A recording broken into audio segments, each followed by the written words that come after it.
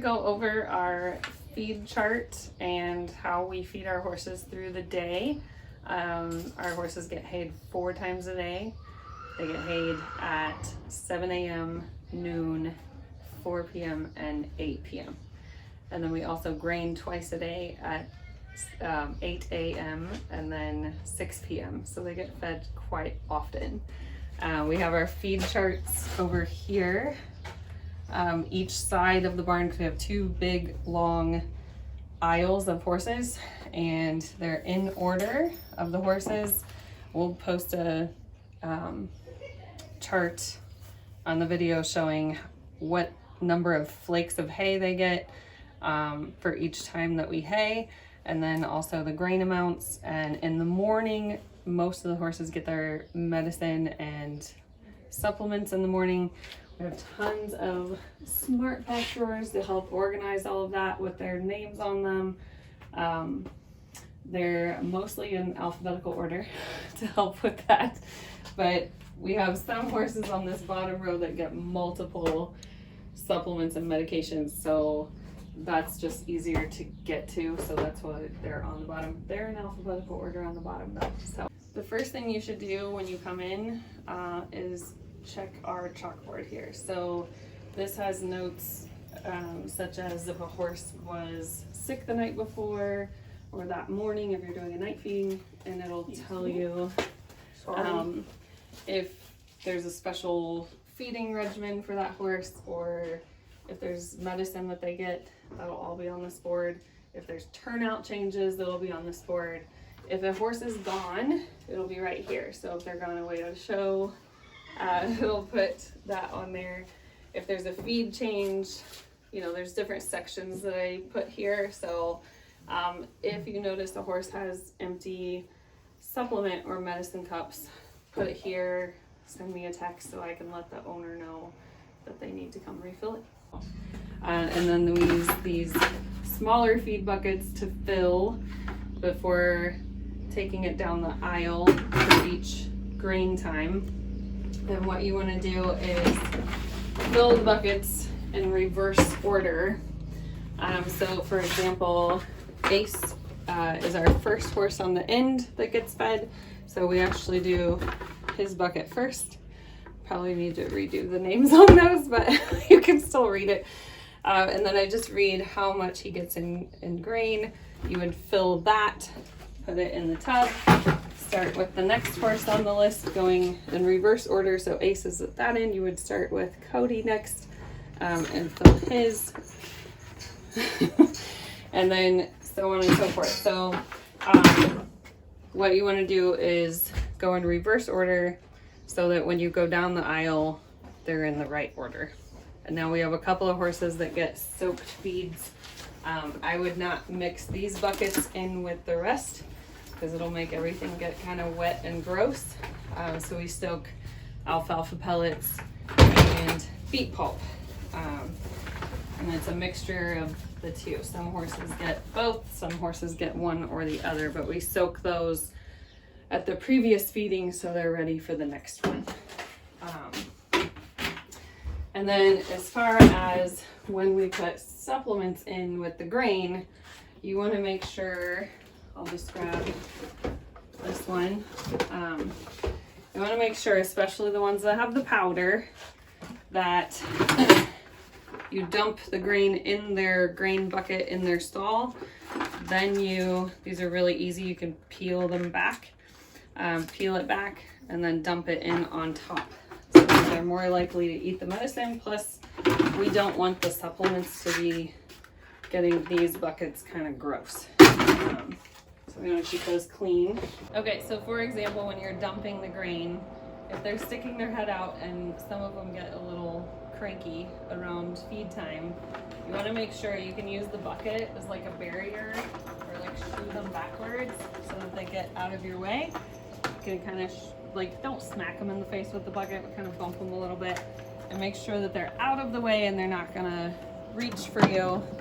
So I would make sure that the bucket is the feed bucket before you dump it in. If you happen to dump in their water bucket, it's okay. You just have to remake it. And then Thank you. And then dump the water out. He thinks he's getting fed, but this is not feed time. This is just an example. So what you want to do is, step back, is dump and then get your supplement and dump it in on top. And again, if they're in the way, just like shoo them backwards. They pretty much move away from hand motion. Some take a little more enthusiasm than others to get back. If there's ever an issue with a horse like getting really bitey during feed time, please let me know so that I can address that.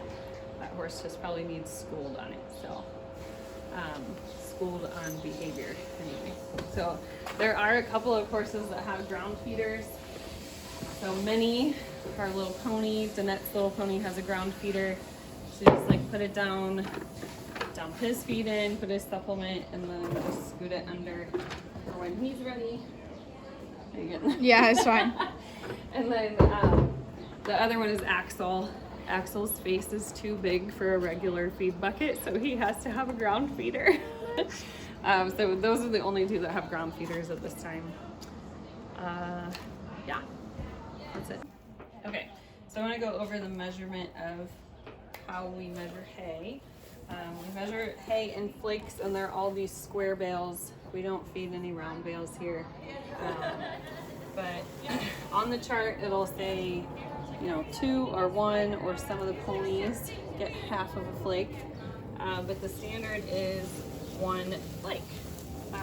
So you want to make sure, and this one is a really loose bale, but they still are measured out. Most of the time they're measured correctly, but it depends on what baler they used. Sometimes they're really skinny, sometimes they're really fat. So what the standard is like the width of a hand. So if your hand is really skinny or little, it might not work out.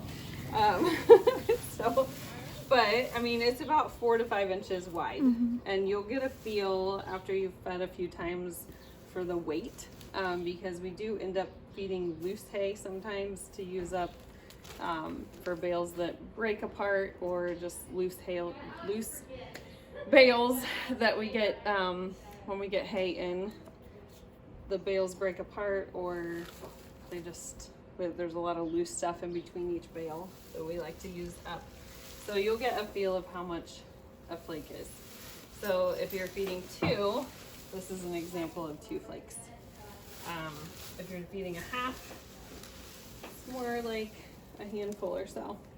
Now, the one horse that gets the least amount of hay is Buttons, and she just gets literally about a handful like this. I always say, look at her feed bucket, which we'll show you in a second, and you don't actually put it in her feed bucket, but imagine it filling that space, and that's about how much she gets. So we'll go show you her feed bucket. Okay, so this is Button's bucket. As you can see, it's not very big. It's more like the size of our feed buckets, but imagine fitting the amount of hay in this bucket, and that's how much she gets per hay. So every time you're walking up and down the aisles, I just want you guys to train your eye to look at the stall door latches. We have lots of lesson students here, or somebody just maybe was in a hurry and forgot to make sure that they shut their stall door. You want to make sure that both latches are done. So this door was actually a really good example. This wasn't done, so no matter if a horse is in or out of the stall, just make sure that both latches are done. And you know, as I'm haying or graining, you can double check those latches. Actually, this one wasn't done either. So just glance. It doesn't take very long to kind of glance as you go, and just shut any stall doors that need shutting. So this is where we store our hose. It's a very large hose because it extends the entire aisle. And so when you're getting ready to water, you just bring it out towards the end of the aisle here. I'm not going to reel it out, but you'll get the idea. I always tell people to come over top, a lot like a toilet paper roll. If you go where it's coming under, it will catch on this bar down here and you might cuss a little bit. So it'll get caught on there and you won't like what happens. So going over is better. And then come closer here so you can kind of see.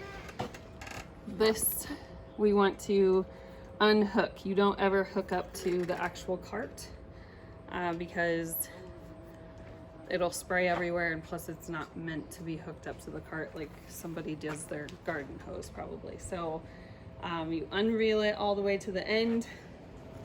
Make sure that the valve is closed when you do that. Otherwise it'll spray everywhere. Once you're ready to turn it on, then you take the end and you hook it up to this. Now we have short hoses on our water spigots to make it easier to fill and clean the horse's water buckets.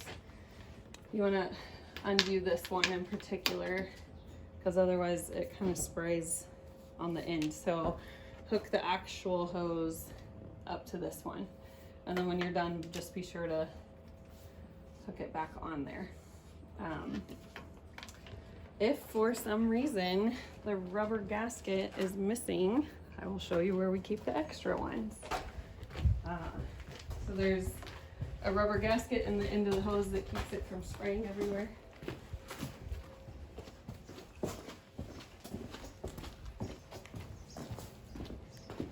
And the extra ones are kept here or up here in our wash stall. We have plenty of extras for that. So one thing you want to do while you're watering the aisle or watering the horses is water the aisle. And it needs to be pretty wet. Make it look like it rained inside the barn for just a little bit. This helps to keep the dust down, and it also helps to keep the ag lime that we have down in each aisle. It helps to keep it hard and not loose, so that it's easier to rake. And you want to make sure you water before you rake the aisles, because if you rake before you water, it's going to be really dusty and everybody's going to struggle to breathe in the barn, including the horses. So make sure you sprinkle the aisles as you go. So this spigot is at the end of the barn where Ace is. You can show Ace there. Everybody's favorite horse to pet. So this spigot you can use to water the two front arenas where we turn out horses both during the day and at night.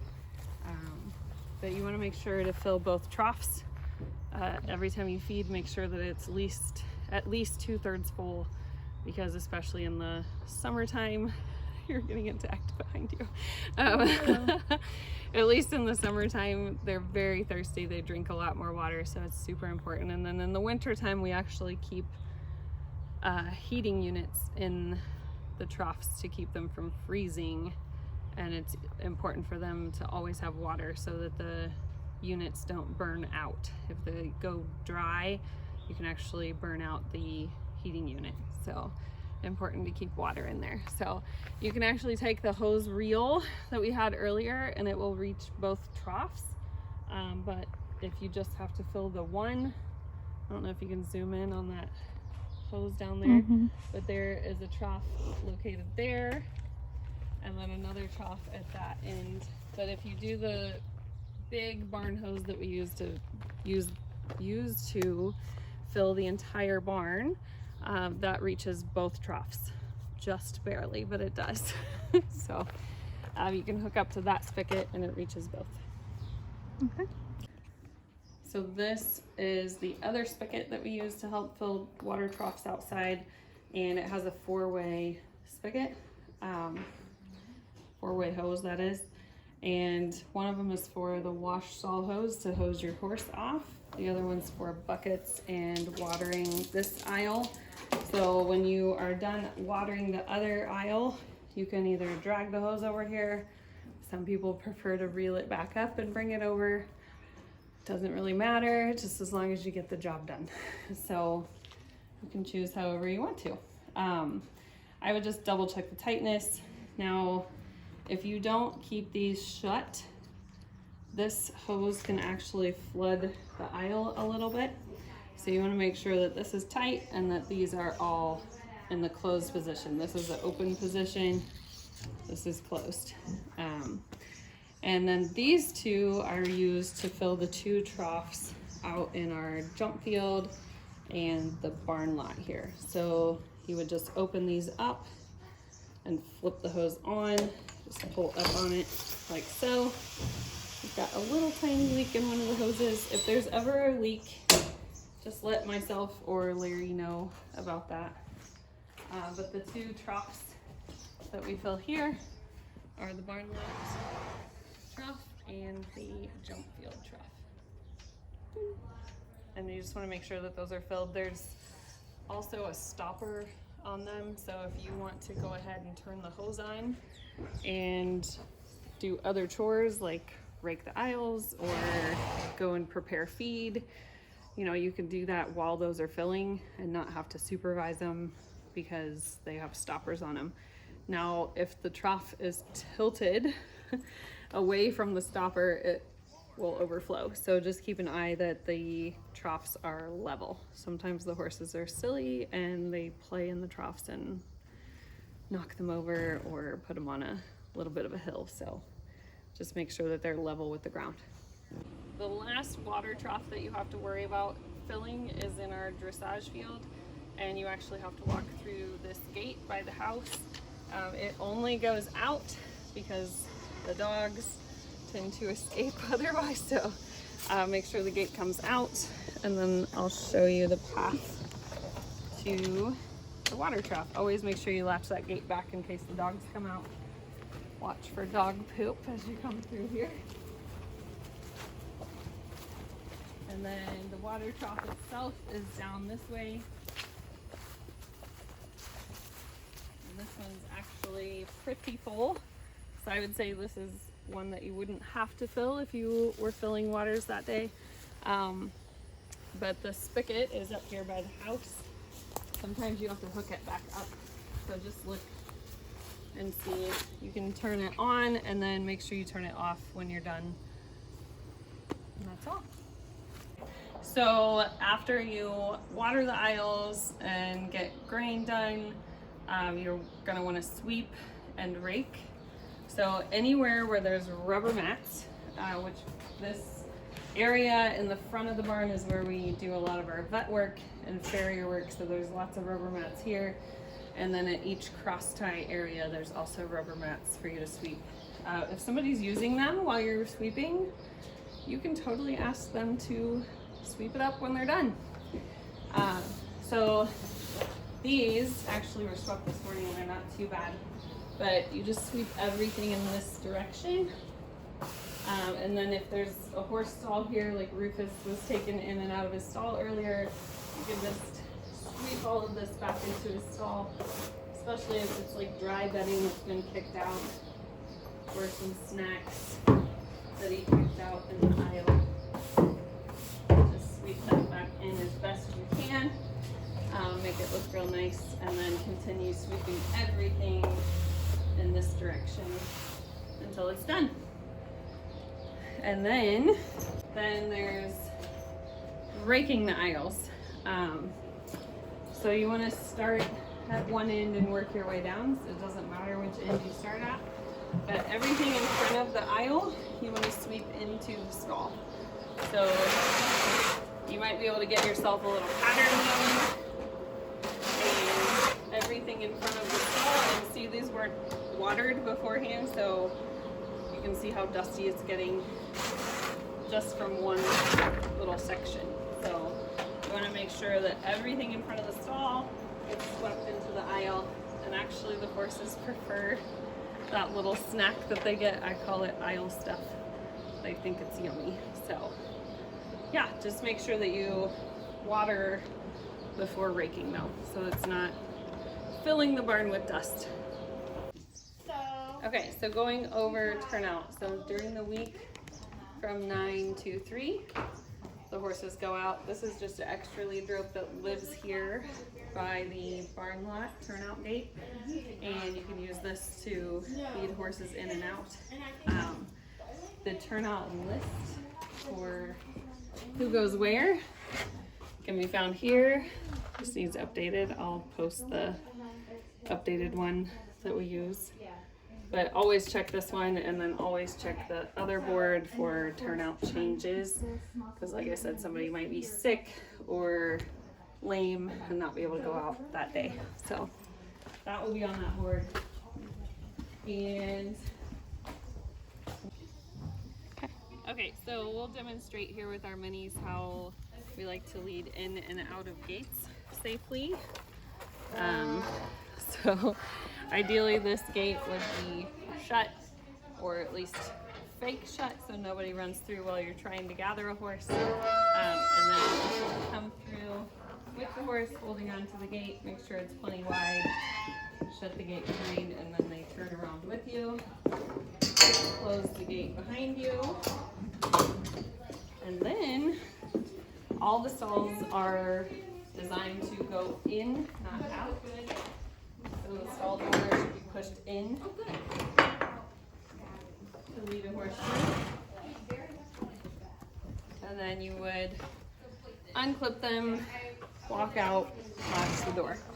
Now I'm going to turn her back out and kind of show what to do there so you can lead the horse out. Your book is kind of in the way. The stall door.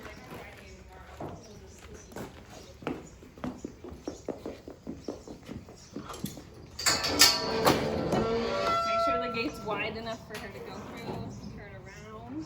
Make sure they're not facing you, because they can kick you as they go away, especially the big guys. Get a little excited. And then shutting the gate behind you. You will want to, if you're doing turnout in the fields, to open the gates prior to turning them out and make sure they're nice and wide, like triple to quadruple the width of a horse. So almost wide open.